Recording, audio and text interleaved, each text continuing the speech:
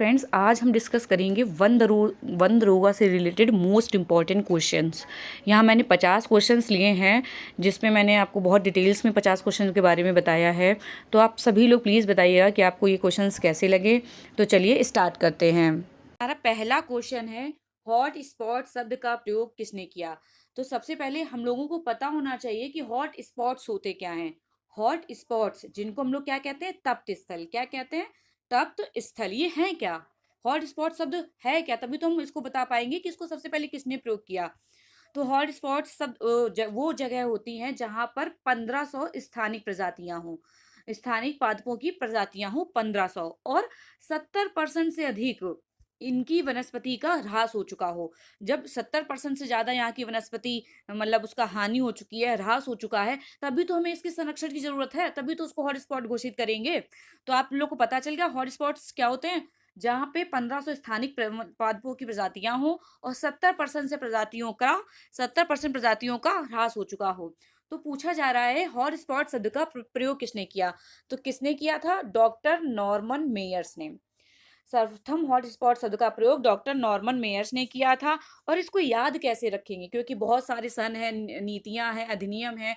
तो इसको आप इससे रिलेट कर लीजिए, जैसे मैंने याद किया हुआ है कि हॉटस्पॉट आया जब हमारी 1988 की वन नीति आई। हालांकि उससे कोई इसका रिलेशन नहीं था, लेकिन इसको कनेक्ट कर सकते हैं कि जब 1988 की वन नीति आई तभी हॉटस्पॉट शब्द का सबसे पहली बार प्रयोग किया गया। आई होप आप सभी को याद रहेगा। तो चलिए नेक्स्ट क्वेश्चन पर चलते हैं। गंगा हरितिमा अभियान कब लॉन्च किया गया? तो गंगा हरितिमा अभियान यूपी से संबंधित है, इसलिए इंपॉर्टेंट है। और ये क्वेश्चन मैंने इसलिए यहाँ रखा है क्योंकि अभी बहुत से बच्चे कमेंट करेंगे कि 2020 है, 2021 है। तो जो पायलट प्रोजेक्ट लागू हुआ था गंगा हरितिमा अभियान का, वो 2018 में प्रयागराज से लागू हुआ था। उसके बाद इसको 26 दिसंबर 2020 से पूरी तरह लागू किया गया। 26 दिसंबर 2020 से इसको पूरी तरह लागू किया गया। लेकिन अगर आपको ऑप्शन में 2018 दिया हो तो आपको ऑप्शन में वो लगाना है, क्योंकि ये 2018 में लागू किया गया था। नेक्स्ट क्वेश्चन है हमारा, सर्वाधिक बाघ किस राज्य में है? मध्य प्रदेश में। सर्वाधिक बाघ यानी सर्वाधिक बाघ कहाँ पे है पाए जाते हैं? मध्य प्रदेश में। कितने हैं? 526 हैं। हालांकि कर्नाटक भी इस मामले में बहुत आगे है, लेकिन कर्नाटक में मध्य प्रदेश से 2 बाघ कम है। कर्नाटक में कितने हैं? कर्नाटक में 524 बाघ हैं। कर्नाटक में बाघों के मामले में कर्नाटक दूसरे नंबर पे आता है, जबकि हाथियों के मामले में कर्नाटक पहले नंबर पे है। ये आपको याद रखना है। अगर आपसे पूछा जाए कि हाथी सबसे ज्यादा किस राज्य में पाए जाते हैं, तो उसका आंसर होगा कर्नाटक में। कर्नाटक में सबसे ज्यादा हाथी पाए जाते हैं। तो आप इस क्वेश्चन को याद रखिएगा। नेक्स्ट क्वेश्चन है हमारा, बिलीगिरी रंगनाथ टाइगर रिजर्व कहाँ पर है? बिलीगिरी रंगनाथ टाइगर रिजर्व कहाँ पर है? कर्नाटक में है। कहाँ पर है बिलीगिरी रंगनाथ? कर्नाटक में है। और कर्नाटक में कौन कौन से हैं? कर्नाटक में कौन कौन से टाइगर रिजर्व हैं, आप लोग बताइए। कर्नाटक में है एक कुडूरमुख, कुडूरमुख है, और बनेरघट्टा है, अंसी है। अंसी का नाम बदलकर भी काली कर दिया गया है। तो ये कुछ टाइगर रिजर्व जो है वो कर्नाटक में हैं। तो नेक्स्ट क्वेश्चन है हमारा, वन्य जीव संरक्षण अधिनियम 1972 की किस धारा में आखेटन को परिभाषित किया गया है? ये याद रखिएगा। जो कुछ प्रमुख धाराएं हैं, हालांकि बहुत अधिनियम है, उनकी बहुत सी धाराएं हैं, लेकिन जो प्रमुख धाराएं हैं वो आपको याद करनी पड़ेंगी। और यहाँ पे पूछ रहा है कि आखेटन को परिभाषित किसमें किया गया है। इस चीज का याद रखिएगा कि आखेटन की परिभाषा पूछ रहा है। इसमें ये नहीं पूछ रहा है कि आखेटन को किसमें प्रतिबंधित किया गया है, किसमें जुर्माने पर का प्रावधान किया गया है। परिभाषा पूछ रहा है। और आप लोग हमेशा एक चीज याद रखिएगा कि कोई भी परिभाषा हो वो हमेशा धारा 2, मोस्टली ये होता है इस सारे अधिनियमों में, धारा 2 जो है वो परिभाषा से ही रिलेटेड है। तो किस धारा में आखेटन शब्द को परिभाषित किया गया है? धारा 2 के 6 में। धारा 2 के 6, धारा 2 के 6 में किसको परिभाषित किया गया है? आखेटन को परिभाषित किया गया है। नेक्स्ट क्वेश्चन है हमारा, हिम तेंदुआ वन्य जीव संरक्षण अधिनियम 1972 की किस अनुसूची में शामिल है? वन्य जीव संरक्षण अधिनियम की जो अनुसूचियां हैं, कितनी अनुसूचियां हैं? 6। उसमें 6 अनुसूचियों में कौन कौन से जानवर शामिल हैं, ये बहुत इंपॉर्टेंट है आपके लिए। अगर आप सारी धाराएं नहीं याद कर पा रहे हैं तो कुछ इंपॉर्टेंट धाराएं याद कर लीजिए, और अनुसूचियों में कौन-कौन से जानवर शामिल हैं? ये आप याद कर लीजिए, क्योंकि पेपर में हो सकता है ऐसे आ जाए कि जानवर दिए हों, उनको मतलब मैचिंग करनी हो कि कौन जानवर किस अनुसूची में शामिल है। जो हिम तेंदुआ है, वो अनुसूची 1 में शामिल है। अनुसूची 1 क्या होती है? जिसमें जानवरों के सबसे ज़्यादा प्रोटेक्शन किया जाता है, और अनुसूची 1 का जो उल्लंघन करेगा, सर्वाधिक सज़ा और का प्रावधान अनुसूची 1 में है। ये भी आप लोग याद रखिएगा। अगर कोई अनुसूची 1 में शामिल जानवरों को हानि पहुँचाता है, क्षतिग्रस्त करता है, तो सबसे ज़्यादा जुर्माना और सज़ा का प्रावधान भी अनुसूची 1 में है। तो हिम तेंदुआ किसमें शामिल है? अनुसूची 1 में। बंगाल रॉयल बंगाल टाइगर भी अनुसूची 1 में शामिल है, और वर्मीन अनुसूची 5 में शामिल है, और कुछ विशिष्ट पौधे का संरक्षण अनुसूची 6 में है। तो ये सब आप लोग याद रखिएगा। नेक्स्ट क्वेश्चन है हमारा, सांभर किस अनुसूची में शामिल है? ये बहुत इंपॉर्टेंट है। एक सांभर पूछा जाता है और एक स्पंज पूछा जाता है। दोनों ही अनुसूची 3 में है। यहाँ पे मैंने सांभर दिया है, आप लोग स्पंज का भी याद रखिएगा कि जो स्पंज है वो भी वन्यजीव संरक्षण अधिनियम की अनुसूची 3 में है। नेक्स्ट क्वेश्चन है हमारा, केंद्रीय चिड़ियाघर प्राधिकरण की स्थापना वन्यजीव संरक्षण अधिनियम 1972 के किस संशोधन द्वारा की गई थी?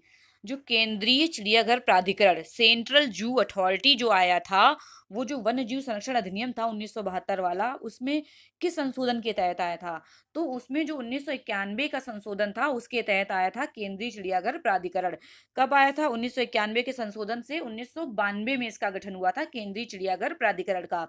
आपसे ये पूछा जा सकता है कि इसमें कितने सदस्य होते हैं? तो केंद्रीय चिड़ियाघर प्राधिकरण में 10 सदस्य होते हैं। याद रखिएगा आप लोग, केंद्रीय चिड़ियाघर प्राधिकरण में 10 सदस्य होते हैं, और इसका अध्यक्ष कौन होता है? तो केंद्रीय चिड़ियाघर प्राधिकरण का अध्यक्ष जो होता है वो हमारा पर्यावरण मंत्री होता है, और इस समय पर्यावरण मंत्री कौन है? भूपेंद्र यादव, भूपेंद्र पटेल पर्यावरण मंत्री हैं हमारे, वही चिड़ियाघर प्राधिकरण के अध्यक्ष हैं। और इसमें पूछा गया है कि 1991 के संशोधन से आया वन्यजीव संरक्षण अधिनियम के। तो वन्यजीव संरक्षण के अधिनियम में कितने संशोधन हुए, मैं आपसे पूछूं? जो वन्यजीव संरक्षण अधिनियम 1972 है, उसमें कितने संशोधन हुए हैं? तो संशोधन तो बहुत हुए हैं, मतलब ये कई जगह आप डिबेट नहीं कर सकते कि सिर्फ 4 हुए हैं, 3 हुए, छोटे छोटे संशोधन होते रहे हैं। लेकिन मेनली जो हम लोग काउंट करते हैं वो 4 काउंट करते हैं। वो पहला है 1991 का संशोधन, दूसरा है 2002 का संशोधन, तीसरा है 2006 का संशोधन, और लास्ट वाला जो है 2017 का संशोधन है। तो इन सभी संशोधनों से कुछ ना कुछ स्थापित किया गया है, तो वो सभी चीजें आपको याद रखनी है। नेक्स्ट क्वेश्चन है हमारा, सौर ऊर्जा वातावरण में किस तरंग विकिरण के रूप में प्रवेश करती है? जो सौर ऊर्जा है, जो सनलाइट है, वो हमारी पृथ्वी पर किस तरंग के रूप में आ रही है? मतलब सूर्य की जो ऊर्जा है, आपसे क्वेश्चन पूछा जाएगा कि वो किस तरंग के रूप में हमारी पृथ्वी पर पहुंच रही है। तो आपको ये याद रखना है कि वो लघु तरंग के रूप में पहुंच रही है। आती तो लघु तरंग के रूप में है, ये याद रखिएगा। लेकिन जाती किस तरंग के रूप में अगर मैं आपसे पूछूं, तो ये जाती है दीर्घ तरंगों के रूप में। किससे जाती है? दीर्घ तरंगों के रूप में। तो आती है लघु के रूप में, जाती है दीर्घ के रूप में। एक थ्योरी टाइप का क्वेश्चन आपसे बना के दे सकता है कि इसमें से कौन से कथन सही हैं। तो ये आपको याद रखना है, लघु तरंग के रूप में आती है और दीर्घ तरंग के रूप में जाती है। तो नेक्स्ट क्वेश्चन है हमारा, किस गैस की ऊष्मा अवशोषित करने की क्षमता कार्बन डाइऑक्साइड से 25 गुनी अधिक है? ये क्वेश्चन जो था, कई बच्चे इसमें कंफ्यूज हो जाते हैं कि कार्बन, जब हम ग्रीन हाउस गैस की बात करते हैं तो सर्वाधिक योगदान CO2 का मानते हैं, तो यहाँ पे मीथेन कैसे, मतलब 25 गुनी अधिक है? तो मीथेन की ऊष्मा अवशोषित करने की क्षमता वो 25 गुना अधिक है, लेकिन जो मीथेन है वो ग्रीन हाउस गैस में ओनली 20% का ही योगदान करती है, ओनली 20% का योगदान करती है। जबकि वही CO2 ग्रीन हाउस इफेक्ट में 60% का योगदान करती है।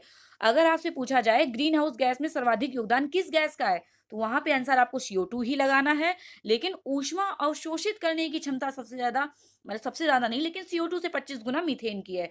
इसी तरह क्वेश्चन बन सकता है, ऊष्मा अवशोषित करने की क्षमता कार्बन डाइऑक्साइड से 250 गुनी किसकी ज्यादा है? मतलब आप समझ रहे हैं, 25 गुना सिर्फ मीथेन की ज्यादा है। अगर मैं आपसे पूछ लूं कि 250 गुना किसकी ज्यादा है, तो वहां पे आंसर हो जाएगा नाइट्रस ऑक्साइड।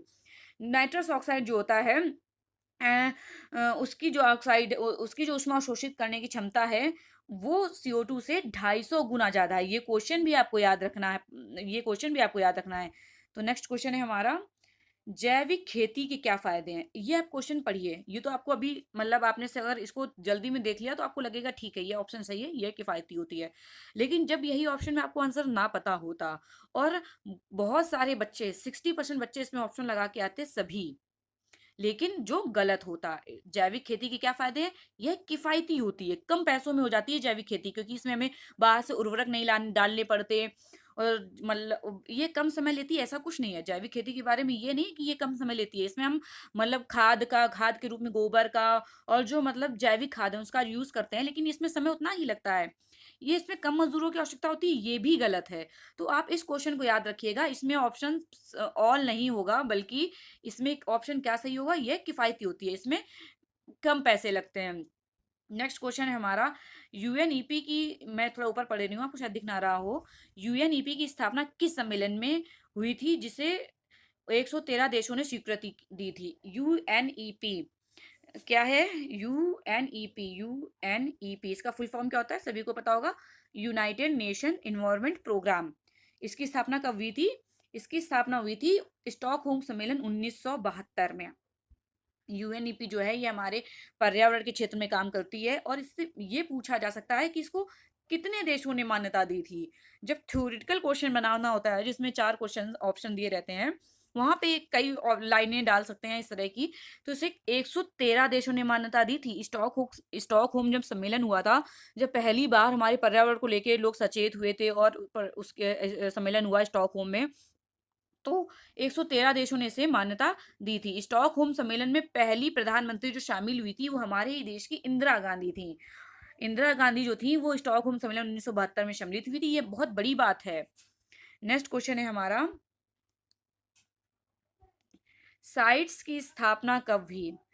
साइट्स की स्थापना कब हुई? सबसे पहले साइट्स का फुल फॉर्म आपको याद रखना है। Convention on international trade in endangered species और wild, convention on endangered species, sorry मैं थोड़ा डिस्टर्ब हो गई। Convention on international trade in endangered species of wild flora and fauna. एक कन्वेंशन हुआ था इंटरनेशनल ट्रेड, अंतरराष्ट्रीय व्यापार, किसका? इंडेंजर्ड स्पेसीज, जो संकटग्रस्त प्रजातियां हैं पौधों की और जंतुओं की, उनको लेके कन्वेंशन हुआ था। कहाँ पर? 1973 में जिनेवा में। कहाँ पर हुआ था? 1973 में जिनेवा पर। तो साइट्स की स्थापना कब हुई थी? आपको याद रखना है 1973 जिनेवा पे। आप इसको ऐसे रिलेट कर सकते हैं कि स्टॉकहोम सम्मेलन 1972 से या वन्य जीव संरक्षण अधिनियम 1972 से। आप वन्य जीव संरक्षण नियम से याद रखिए, ज्यादा याद रहेगा कि वन्य जीवों को हम लोगों ने कब संरक्षित किया? 1972। उसके एक साल बाद ही हम लोग क्या वन्य जीवों और प्रजातियां, पौधों की प्रजातियां जो संकटग्रस्त हैं उनके लिए हमने एक कन्वेंशन किया 1973 में। आप इससे रिलेट कर सकते हैं। और भारत साइट्स में कब शामिल हुआ? अगर मैं आपसे पूछूं कि भारत साइट्स में कब शामिल हुआ, तो भारत साइट्स में 1975 में शामिल हुआ। कई जगह 1976 भी दिया है, तो 1975-76 में भारत साइट्स में शामिल हुआ। नेक्स्ट क्वेश्चन है हमारा, ब्रटलैंड आयोग 1987 की रिपोर्ट का शीर्षक क्या था? जो ब्रटलैंड आयोग आया था, पहले तो आपको उसका सन याद करना है, 1987 में आया था। ब्रटलैंड आयोग 1987, और उसने एक रिपोर्ट प्रकाशित की थी। इसका शीर्षक क्या था? इसका शीर्षक था हमारा साझा भविष्य, अवर कॉमन फ्यूचर। ये पूछा जा सकता है, तो आप लोग याद रखिएगा, अवर कॉमन फ्यूचर। ये ब्रटलैंड आयोग की शीर्षक का जो रिपोर्ट प्रकाशित की थी उसका शीर्षक था। आईपीसीसी की स्थापना किस संगठन ने की थी? आईपीसीसी, इसकी जो स्थापना की थी वो यूएनईपी तथा डब्ल्यूएमओ ने की थी।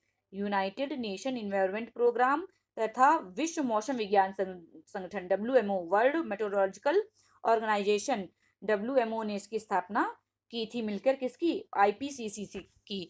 अगर मैं आपसे पूछूं आईपीसीसी की स्थापना किस सन में हुई थी, ये भी पूछा जा सकता है। तो ये कब हुई थी? 1988 में हुई थी।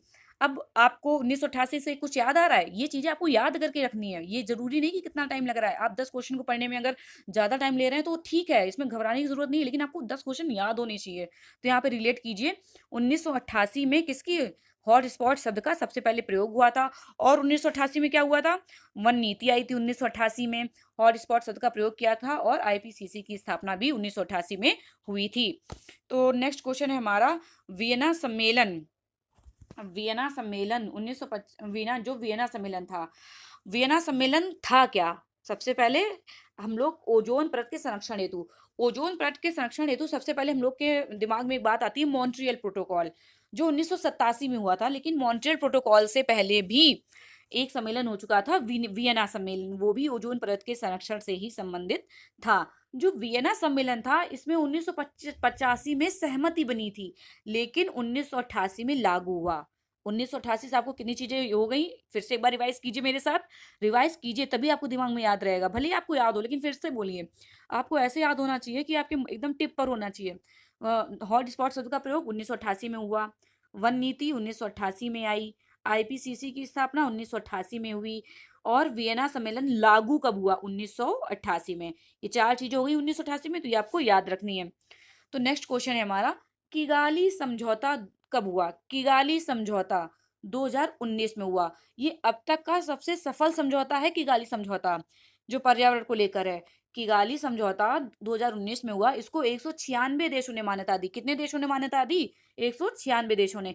अब हम ये कह रहे हैं कि 196 देशों ने मान्यता दी, तो अभी थोड़ी देर पहले मैंने आपको बताया था कि यूएनईपी को कितने देशों ने मान्यता दी थी? रिवाइज कीजिए, दिमाग में जोड़ डालिए, 113 देशों ने। मैंने आपको बताया था, जब भी आप कोई चीज दूसरी पढ़िए, अगर उससे रिलेटेड कुछ मिल रहा हो तो उसको रिवाइज कीजिए, तभी आपकी चीजें दिमाग में बनी रहेंगी। क्योंकि इतना सब सिलेबस होता है कि हमको उसको याद कर पाना बहुत मुश्किल होता है। इसलिए कभी भी कोई चीज पढ़िए तो उसको रिलेट कर लीजिए, रिवाइज कर लीजिए। भले आपको याद हो, दोबारा आप रिवाइज करो, लेकिन रिवाइज जरूर करिए। तो नेक्स्ट क्वेश्चन है हमारा, यूएनएफसीसीसी ये कब हस्ताक्षरित हुआ? तो जो जलवायु परिवर्तन पर अंतर्राष्ट्रीय सम्मेलन था, United Nations framework convention on climate change, इसका फुल फॉर्म तो अब तक सभी को याद ही हो चुका होगा। ना याद हो तो एक बार याद कर लीजिए, मैं फिर से बता दे रही हूँ। United nation framework convention on climate change, जलवायु परिवर्तन पर संयुक्त राष्ट्र का एक सम्मेलन था, जो 1992 में हस्ताक्षरित हुआ था। और ये लागू कब हुआ? 1994 में। 1992 में जब क्योटो प्रोटोकॉल आया था, उसी के तहत यह हस्ताक्षरित हुआ था। लेकिन अगर हम पूछे इसको लागू कब हुआ, क्वेश्चन आपसे इस तरह भी पूछा जा सकता है, जो यूएनएफसीसीसी है, ये लागू कब हुआ? तो 1994 में। वो डेट क्या थी? 21 मार्च 1994। ये भी आप लोग याद रख लीजिएगा कि 21 मार्च 1994 को यूएनएफसीसीसी लागू हुआ था। और 21 मार्च से आपको कुछ याद आ रहा है? 21 मार्च होता है वन दिवस, विश्व वन दिवस। 21 मार्च, मुझे डेट से याद आ गया कि वन दिवस, ऐसे आप लोग भी रिलेट कर लीजिए। 3 मार्च को क्या होता है? अगर हम वन दिवस की बात करेंगे तो हम 3 मार्च को क्या होता है बताइए आप लोग? विश्व वन्य जीव दिवस। विश्व वन्य जीव दिवस, इसमें वन्य जीव जीव शामिल हो गए हैं 3 मार्च को। यानी ऐसे दिमाग में रख लीजिए, जीव का दिवस पहले है, उसके बाद वन दिवस है। वन दिवस 21 मार्च और जीव दिवस 3 मार्च। तो नेक्स्ट क्वेश्चन है हमारा, अनुकूलन अंतराल रिपोर्ट 2022 किसने जारी की? आपसे करंट भी पूछ सकता है, पर्यावरण से रिलेटेड। तो किसने जारी की अनुकूलन अंतराल रिपोर्ट? यूएनईपी ने, यूनाइटेड नेशन इन्वायरमेंट प्रोग्राम में, जिसकी स्थापना 1972 में हुई थी। 113 देशों ने इसको मान्यता दी थी। सारी चीजें रिवाइज करिए। नेक्स्ट क्वेश्चन है हमारा, अवेयर कार्यक्रम। अवेयर कार्यक्रम किससे संबंधित है? जो अवेयर कार्यक्रम है वो कोप 27 से संबंधित है। कोप 27 आपके सिलेबस में, कोप 27 में जितनी भी चीजें हुई वो आपको याद होनी चाहिए। लॉस एंड डैमेज फंड भी विकसित किया गया था विकासशील देशों के लिए, विकसित देशों द्वारा। तो वो भी आपसे पूछा जा सकता है, लॉस एंड डैमेज फंड किसके तहत आया? तो कोप 27 के तहत आया था। अवेयर कार्यक्रम क्या है? जलवायु परिवर्तन समस्या तथा समाधान हेतु जल के महत्व को प्रतिबिंबित करने हेतु। यानी इसको ऐसे दिमाग में याद रखिए, जल के बारे में अवेयर कर रहे हैं, जल के बारे में अवेयर कर रहे हैं कोप 27 में। ठीक है, आपको ये चीजें रिलेट करके याद रखनी है। चलिए नेक्स्ट क्वेश्चन पे, जलवायु परिवर्तन पर, जलवायु परिवर्तन पर राष्ट्रीय कार्य योजना कब आई? 2008। जलवायु परिवर्तन पर पहली राष्ट्रीय कार्य योजना कब आई थी? 2008 पर, 2008 पर। नेक्स्ट क्वेश्चन है हमारा, स्वच्छ विकास तंत्र सीडीएम, सीडीएम का निर्माण कब हुआ? स्वच्छ विकास तंत्र होता क्या है? तो जब क्योटो प्रोटोकॉल हो रहा था, उसमें मतलब कार्बन ग्रीन हाउस गैसों की कटौती की बात हो रही थी, तो उसी के समय इसकी उदाहरण आई थी स्वच्छ विकास तंत्र की, CDM, क्लीन डेवलपमेंट मैकेनिज्म।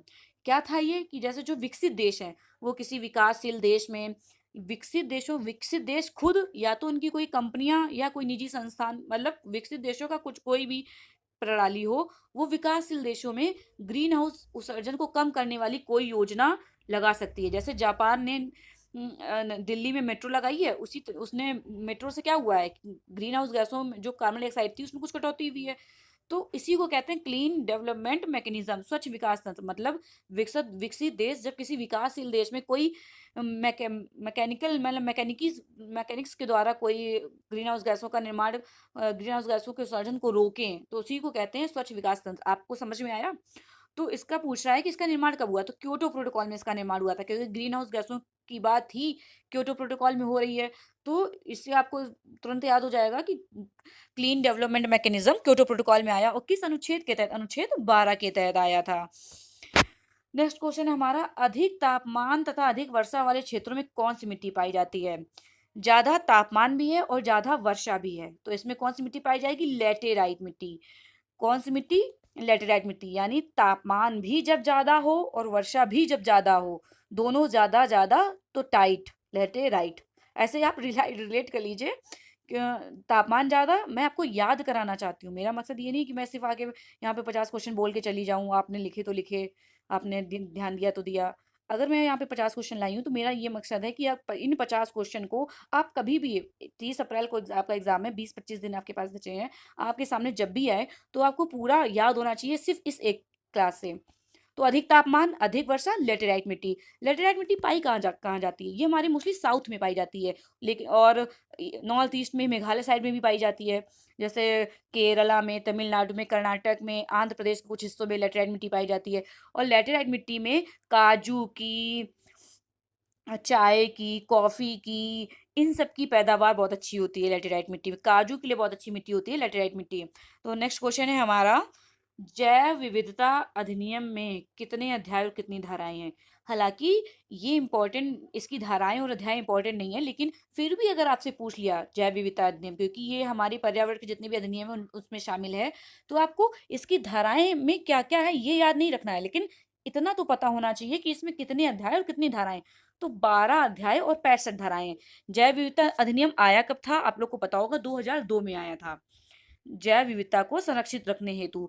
इसी पर जैव विविधता बोर्ड की स्थापना की गई थी। आप लोग बताइए, जैव विविधता बोर्ड की स्थापना कहाँ की गई थी? और 2003 में की गई थी, मैं ये बता दे रही हूँ, लेकिन जैव विविधता बोर्ड की स्थापना कहाँ की गई थी ये आप लोग बताइएगा। जैव विविधता अधिनियम में कितने अध्याय हैं? 12 अध्याय और 65 धाराएं। इसी से रिलेटेड कई क्वेश्चन हैं जो मैं आपको एक बार रिवाइज करा देना चाहती हूँ, कि जो भारतीय वन अधिनियम 1927 था, उसमें कितने अध्याय और कितनी धाराएं हैं? इसमें 13 अध्याय और 86 धाराएं हैं। और वन्य जीव संरक्षण अधिनियम 1972 में कितने अध्याय और कितनी धाराएं हैं? 1972 का अधिनियम था, उसमें 7 अध्याय और 66 धाराएं हैं। ठीक है, तो नेक्स्ट क्वेश्चन पे चलते हैं। हरित भारती हरित भारत राष्ट्रीय मिशन, हरित भारत राष्ट्रीय मिशन कब आया? 2019 में।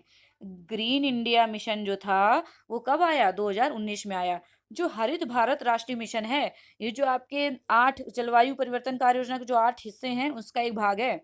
हरित भारत राष्ट्रीय मिशन 2019 कब आया? 2019 में आया। 6 लाख हेक्टेयर भूमि में वनारोपण करना, ये आपको याद रखना है कि जो हरित भारत मिशन था उसका उद्देश्य क्या था। 6 लाख हेक्टेयर भूमि में वन रोपण करना, ये हरित भारत मिशन का लक्ष्य था। नेक्स्ट क्वेश्चन है हमारा, राष्ट्रीय कृषि वानिकी नीति कब आई? कृषि वानिकी आप लोग समझते ही होंगे, इतना तो पढ़ ही चुके होंगे कि कृषि के साथ साथ पौधों को उगाना क्या कहलाता है? कृषि वानिकी। तो ये नीति आई कब थी? 2014 में। ये फैक्ट केवल आपको ऐसे याद रख लेना है कि कृषि वानिकी कब आई? 2014 में आई कृषि वानिकी। नेक्स्ट क्वेश्चन है हमारा, वन बंदोबस्त अधिकारी की नियुक्ति का उल्लेख भारतीय वन अधिनियम की किस धारा में है? जो वन बंदोबस्त अधिकारी है, इसकी नियुक्ति का उल्लेख भारतीय वन अधिनियम की किस धारा में है?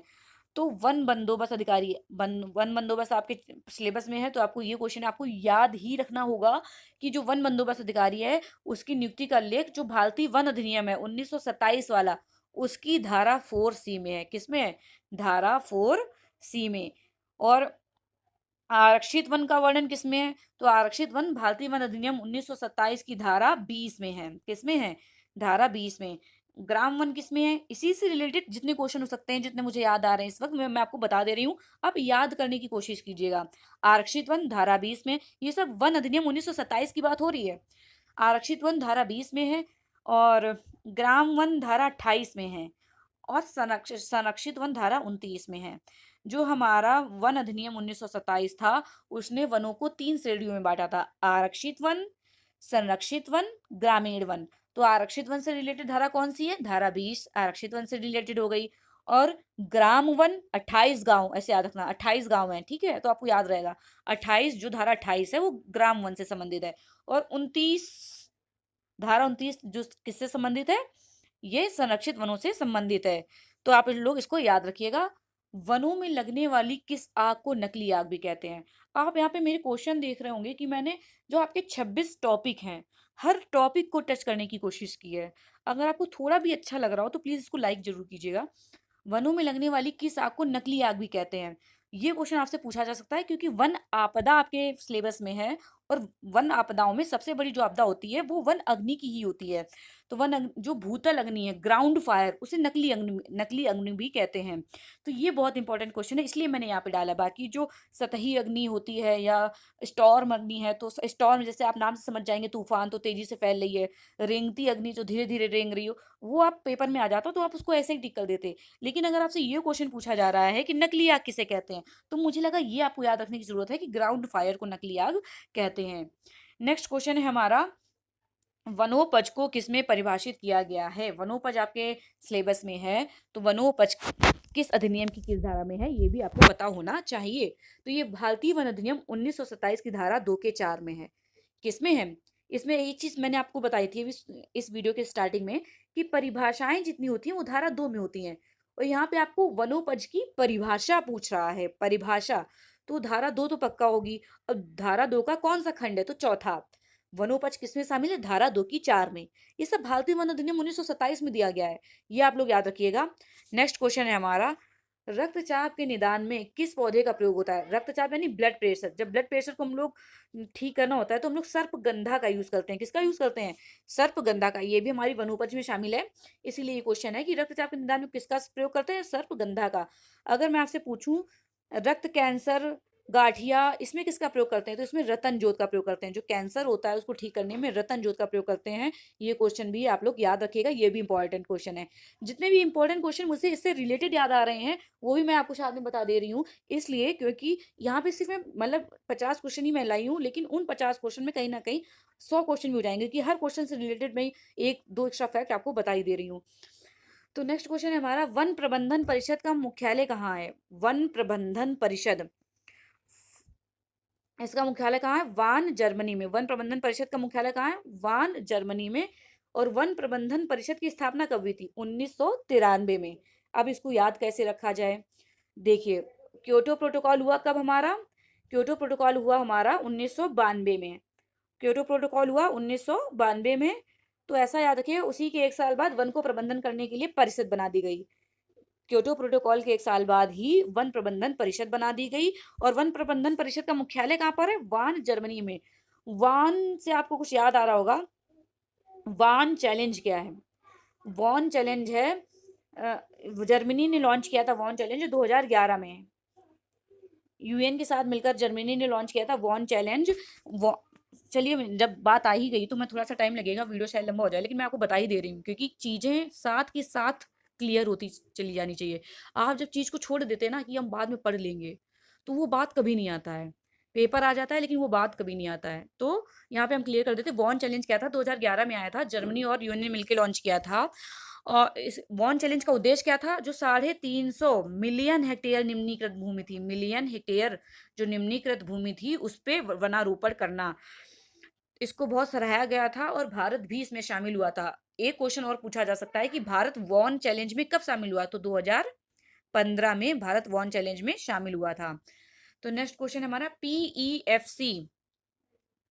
PEFC programme for the endorsement of for certification. पीईएफसी की स्थापना क्या हुई, कब हुई? तो पीईएफसी है क्या? हम लोग क्या केवल याद कर लें पीईएफसी 1999, पीईएफसी 1999 ऐसे? नहीं, हमें समझना पड़ेगा पीईएफसी है क्या। एटलीस्ट हम जो याद कर रहे हैं वो है क्या। PEFC programme for the endorsement of forest certificate. जो एक चैप्टर आपके सिलेबस में वन प्रमाणन, तो ये जो अंतरराष्ट्रीय संस्था है वन प्रमाणन के लिए, बहुत बड़ी संस्था है पीईएफसी। सबसे बड़ी संस्था है FSc, forest stewardship council. FSc सबसे बड़ी संस्था है, उसके बाद आती है हमारी पीईएफसी। पीईएफसी जो है ये वन प्रमाणन देती है, मतलब राष्ट्रीय स्तर पर, अंतरराष्ट्रीय स्तर पर। आगे आपको समझ में। पीईएफसी की स्थापना कब हुई? तो 1999 में हुई थी। कब हुई थी पीईएफसी की स्थापना? 1999 में। मतलब याद रखिएगा, एकदम रट लीजिए इसको। पीईएफसी इसका फुल फॉर्म क्या है? Programme for the endorsement of the forest certification. कब स्थापना हुई? 1999 में इसकी स्थापना हुई। पीईएफसी है क्या? एक गैर सरकारी संगठन है। पीईएफसी क्या है? एक गैर सरकारी संगठन है। नेक्स्ट क्वेश्चन है हमारा ग्रीन गुड डीड्स अभियान किससे संबंधित है? तो स्थायी वन प्रबंधन को बढ़ावा देने हेतु। ग्रीन गुड्स डीड्स अभियान किससे संबंधित है? स्थायी वन प्रबंधन को बढ़ावा देने हेतु। ग्रीन गुड्स अभियान किससे संबंधित है? स्थायी वन प्रबंधन हेतु को बढ़ावा देने हेतु। आप लोग कहेंगे मैं एक क्वेश्चन को 3 बार क्यों बोल रही हूँ? ठीक है, मैं बेवकूफ़ नहीं हूँ जो अपनी एनर्जी वेस्ट कर रही हूँ, 3-4 बार बोलती रहती हूँ। अगर मैं 3 बार बोली तो आपके कान में 3 बार जाएगा। ठीक है, आपसे भी मैं एक चीज़ कहती हूँ कि मतलब किसी भी चीज़ को आप जितनी ज़्यादा बार पढ़ते हो उतना ज़्यादा आपके दिमाग में बनी रहती है। नेक्स्ट क्वेश्चन है हमारा 2500 से 4000 मीटर की ऊंचाई पर कौन से वन पाए जाते हैं? तो 2500 से 4000 मीटर की ऊंचाई पर कौन से वन पाए जाते हैं? अल्पाइन और अर्ध अल्पाइन वन। जब हम हिमालय क्षेत्र में जाएंगे और ऊंचाई बढ़ती जाएगी तो वहाँ पे अल्पाइन और अर्ध अल्पाइन वन पाए जाते हैं, जैसे सिल्वर फर, पाइनस, ये सब अल्पाइन वन के उदाहरण हैं। तो ये ऊंचाई पर पाए जाते हैं अल्पाइन और अर्ध अल्पाइन वन। नेक्स्ट क्वेश्चन है हमारा जैव मंडल आरक्षित क्षेत्र की संकल्पना कब प्रस्तुत की गई? तो बायोस्फीयर आया था। बायोस्फीयर रिजर्व जो हम लोग बनाते हैं भारत में, बताइएगा कितने बायोस्फीयर रिजर्व हैं? चलिए मैं ही बता देती हूँ। 18 बायोस्फीयर रिजर्व हैं। भारत में कितने बायोस्फीयर रिजर्व हैं? 18। क्वेश्चन में बच्चे कंफ्यूज हो जाते हैं कि कई कई जगह 12 लिखा है। आप एक चीज को क्लियर कीजिए कि 18 ही बायोस्फीयर रिजर्व हैं। जो 12 बायोस्फीयर रिजर्व हैं वो मैन एंड बायोस्फीयर प्रोग्राम में शामिल हैं। जो 12 बायोस्फीयर रिजर्व हैं वो मैन एंड बायोस्फीयर प्रोग्राम जो है यूनेस्को का, उसमें शामिल हैं भारत के। और टोटल कितने हैं? 18। तो आई होप आज के बाद आपको ये कंफ्यूजन नहीं रहेगा। तो जो बायोस्फीयर की क्षेत्र की संकल्पना आई थी वो 1975 और 76 में प्रस्तुत की गई थी। कब आई थी? 1975 और 76 में। तो मैं अगर आपसे पूछूं कि नीलगिरी जो भारत का पहला बायोस्फीयर है, इसकी स्थापना कब हुई? तो कब हुई थी? 1986 में, 10 साल बाद। ऐसे याद रखिए, जब बायोस्फीयर रिजर्व की संकल्पना आई 1976-75 में, उसी के 10 साल बाद भारत ने नीलगिरी को पहला जैव आरक्षित क्षेत्र घोषित किया गया। शेषचलम जैव मंडल रिजर्व कहाँ कहाँ पर है? आंध्र प्रदेश। ये मुझे इंपॉर्टेंट लग रहा था, बाकी जो है आपने टाइगर रिजर्व में पढ़ लिए होंगे। लेकिन शेषचलम जैव मंडल रिजर्व किस में है? टाइगर में। और भी पन्ना है, कंचनजंगा है, नोक्रेक है, सिमलीपाल है, और ऐसे कई है, मानस है। तो ऐसे कई जैव मंडल रिजर्व हैं, लेकिन जो मुझे इंपॉर्टेंट लगा शेषचलम जैव मंडल रिजर्व वो आंध्र प्रदेश में है। और एक क्वेश्चन मैं आपको यहाँ बताना चाहती हूँ, कभी कभी आपसे क्वेश्चन ऐसे पूछ सकता है कि 4 ऑप्शन दे देगा कौन मैन एंड बायोस्फीयर रिजर्व में शामिल नहीं है। तो मोस्टली आप याद रखिएगा, एक जो सबसे इंपॉर्टेंट है लेकिन वो मैन एंड बायोस्फीयर प्रोग्राम में नहीं शामिल है, वो है कच्छ का रण। जो कच्छ का रण है वो बायोस्फीयर रिजर्व तो है, लेकिन वो मैब प्रोग्राम में शामिल नहीं है। लेकिन वो जो मैब प्रोग्राम है इसमें शामिल नहीं है। और जो शेषचलम है ये भी शामिल नहीं है। ठीक है, तो ये दो तो आप याद रख लीजिएगा। अगर ऑप्शन दिए हो ये दोनों में से कोई भी एक मिल जाए तो ये मैन एंड बायोस्फीयर प्रोग्राम में शामिल नहीं है।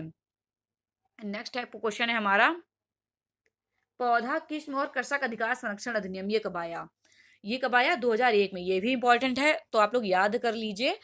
पौधों की किस्म और कृषक के अधिकारों, किसान के अधिकारों को संरक्षित करने के लिए जो अधिनियम आया था वो 2001 में आया था। नेक्स्ट क्वेश्चन है हमारा पर्यावरण संरक्षण अधिनियम 1986 में कितने भाग और कितने अध्याय हैं? तो जैसा कि मैंने आपको बताया था, आप लोग एक बार फिर से रिवाइज कीजिए। भारतीय वन अधिनियम 1986, भारतीय वन अधिनियम 1927 में 13 अध्याय 86 धाराएं। वन्य जीव संरक्षण अधिनियम 1972 में 7 अध्याय 66 धाराएं। पर्यावरण संरक्षण अधिनियम में 26 भाग व 4 अध्याय, 26 भाग व 4 अध्याय। पर्यावरण संरक्षण अधिनियम के तहत ही इको सेंसिटिव जोन घोषित किए जाते हैं। ये क्वेश्चन याद रखिएगा, मोस्ट इंपॉर्टेंट है। आपसे ऐसे दे दिया जाएगा कि इको सेंसिटिव जोन किस अधिनियम के तहत स्थापित किए जाते हैं, जैसे कि आरक्षित क्षेत्र और संरक्षण रिजर्व और समुदाय रिजर्व, ये सब वन्य जीव संरक्षण अधिनियम 1972 के तहत घोषित किए जाते हैं। आरक्षित वन, संरक्षित वन, ग्रामीण वन, ये सब 1927 के तहत घोषित किए जाते हैं। तो बच्चे कंफ्यूज हो जाते हैं कि इको सेंसिटिव जोन किस में आएगा। तो आपको याद रखना है कि इको सेंसिटिव जो पर्यावरण संरक्षण अधिनियम में आएगा। मैं अपनी तरफ से पूरी कोशिश कर रही हूँ कि जितना ज्यादा हो सके मैं आपको याद करा सकूं। इसके प्रावधान के उल्लंघन में 1 लाख का जुर्माना और 5 साल कारावास या दोनों हो सकता है। ये भी आपको याद रखना है। अगर कोई पर्यावरण संरक्षण अधिनियम का उल्लंघन करता है तो उस पर भारी जुर्माना लगता है। कितना? 1 लाख का जुर्माना या 5 साल की कैद भी हो सकती है। इसी में एक रिलेटेड मुझे क्वेश्चन याद आ रहा है, जो आपका वन अधिकार अधिनियम 2006 जो आदिवासियों से रिलेटेड है, इसमें कितने का उल्लंघन लगता है? तो इसमें 1,000 रुपए का उल्लंघन का जुर्माना लगता है। ये भी आप लोग याद रखिएगा।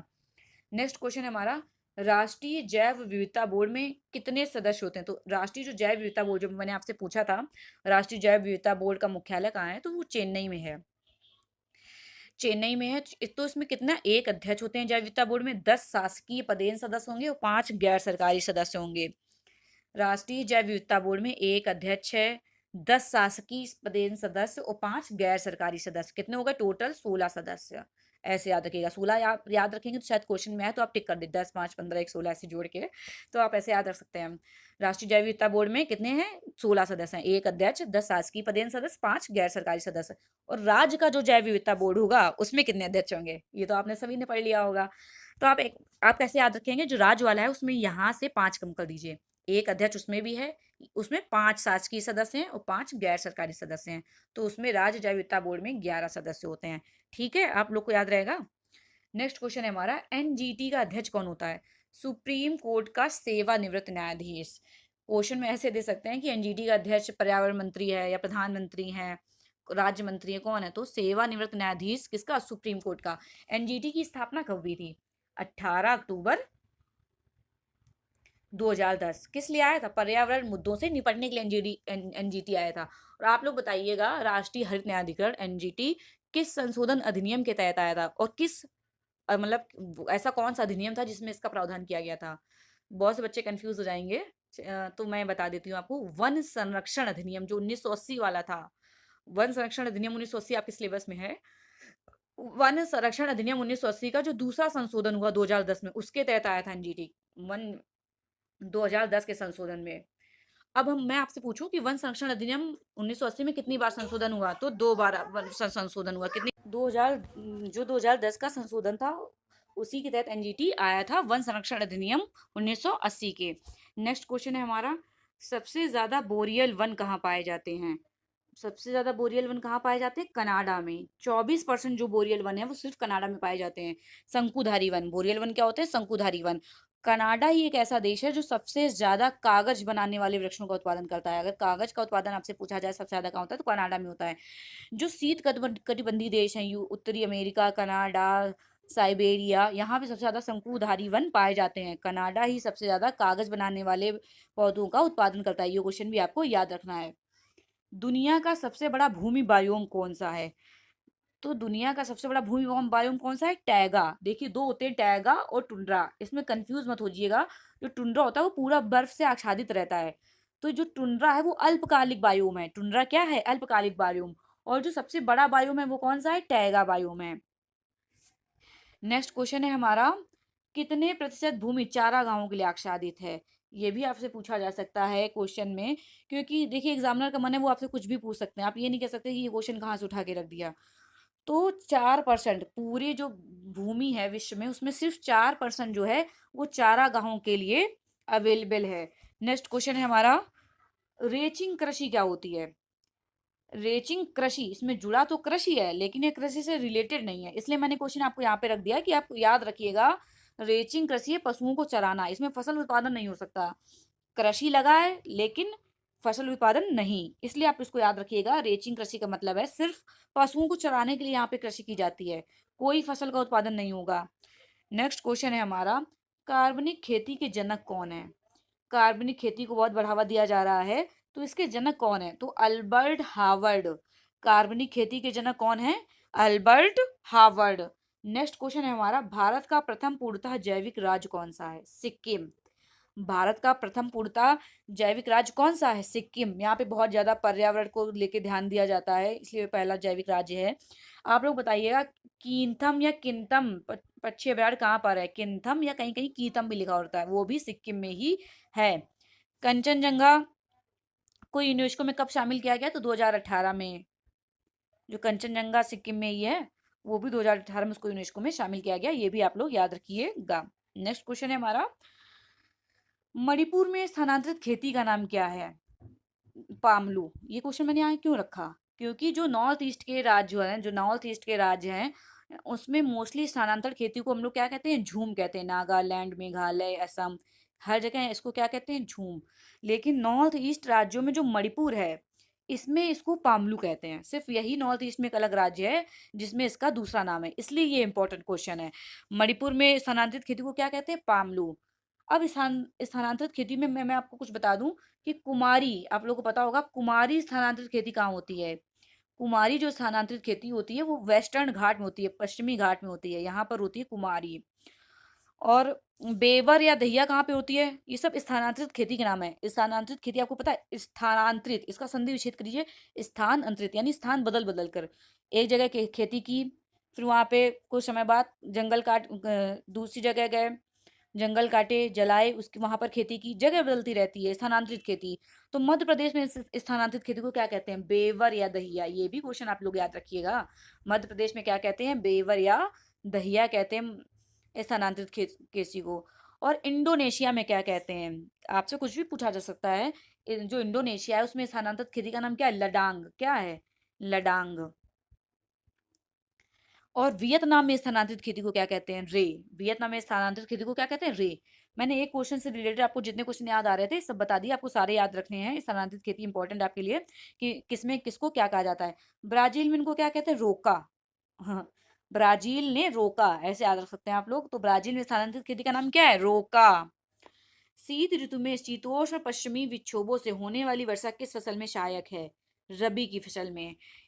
मैंगो रेन भी इसे बोलते हैं। तो जो शीतोष्ण पश्चिमी विक्षोभ यानी जो वेस्टर्न जो डिस्टरबेंस होता है, उससे जो शीत ऋतु में वर्षा हो रही है, वो किसकी फसल के लिए उत्तरदायी है? वो रबी की फसल। सर्दियां जाड़ों में होती है, और जाड़ों में कौन सी फसल होती है? रबी की। रबी की फसल बोई कब जाती है? अक्टूबर से नवंबर में। और काटी कब जाती है? मार्च से अप्रैल में। ये रबी की फसल हो गई। रबी की फसल की मुख्य फसलें क्या हैं? गेहूं, जौ, सरसों, मटर, अलसी, ये सब रबी की फसलें हैं। खरीफ की फसल कब बोई जाती है? जून जुलाई में बोई जाती है, अक्टूबर नवंबर में काट ली जाती है। खरीफ की फसल है मूंगफली, मक्का, चावल, जूट, ये सब खरीफ की फसलें हैं। गेहूं की खेती के लिए आवश्यक वर्षा, ये क्वेश्चन इंपॉर्टेंट है कि गेहूं की जो खेती होती है उसके लिए आवश्यक वर्षा कितनी होती है? हमें पता है कि गेहूं की खेती के लिए ज्यादा वर्षा की आवश्यकता नहीं होती है, मतलब एक मीडियम वर्षा हो। तो 75 में कितनी वर्षा होनी चाहिए? 50 से 75 सेंटीमीटर गेहूं की खेती के लिए वर्षा आवश्यकता होती है। और 15 से 20 डिग्री सेंटीग्रेड तापमान यानी मध्यम ताप, मध्यम वर्षा। क्वेश्चन आपसे ऐसे ना पूछकर ऐसे भी पूछा जा सकता है कि गेहूं की खेती के लिए मध्यम ताप और मध्यम वर्षा किस खेती के लिए आवश्यक है? और मध्यम ताप और मध्यम वर्षा गेहूं की खेती के लिए आवश्यक है। चावल की खेती के लिए कितनी वर्षा होनी चाहिए? तो 100 सेंटीमीटर से अधिक। जो चावल की खेती है उसके लिए अधिक वर्षा की जरूरत पड़ती है, तो कितनी होनी चाहिए? 100 सेंटीमीटर से अधिक वर्षा हो और 22 से 25 डिग्री सेंटीग्रेड तापमान हो चावल की खेती के लिए। तो ये थे आज के हमारे कुछ इंपॉर्टेंट क्वेश्चन। आपको कैसे लगी ये जरूर बताइएगा कि आपको क्वेश्चन की क्वालिटी कैसी लगी है। मैंने पूरा सिलेबस इन 50 क्वेश्चन में कवर करने की कोशिश की है। हालांकि सिलेबस आपका ब्रॉड है, ये मैं 50 क्वेश्चन में कवर नहीं हो सकता, लेकिन हर टॉपिक को मैंने टच करने की कोशिश की है और जितना बेहतर मैं दे सकती थी उतना बेहतर करने की कोशिश की है। प्लीज़ अगर आप लोगों को अच्छा लगे तो प्लीज़ लाइक कीजिएगा, शेयर कीजिएगा, सब्सक्राइब कीजिएगा। Thank you.